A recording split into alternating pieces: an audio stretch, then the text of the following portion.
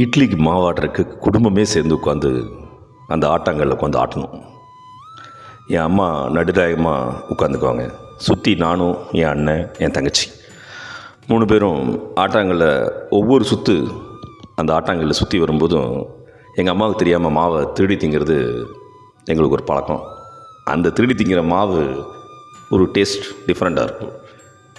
அப்படி திருடும்போது ஒரு டைம் ஆட்டாங்கல்ல என் கை மாட்டிடுச்சு. நான் அம்மா அம்மான்னு கத்துனேன்.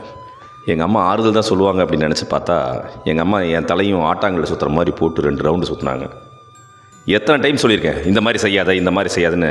2 அடி விழுந்துச்சு. அதை பார்த்து என் தங்கச்சிக்கும் எங்கள் அண்ணனுக்கும் ஒரு சந்தோஷம். அரிசி உளுந்தையும் ஊற வைக்கிறதுக்காக தனியாக ஒரு பாத்திரம் எல்லாத்து வீட்லேயும் இருக்கும். அப்போ கருப்பு உளுந்து, வெள்ளை உளுந்து இல்லை. அப்போது உளுந்து கழிஞ்ச தண்ணியை கொண்டு போய் ஆத்தா வீட்டில் இருக்க மாட்டுக்கு ஊற்றிட்டு அங்கேருந்து மாட்டுச்சாணியை எடுத்துகிட்டு வீட்டுக்கு கொண்டு வந்து கொடுத்தோம்னா நல்ல பையங்கிற ஒரு பேர் மட்டும் கிடைக்கும்.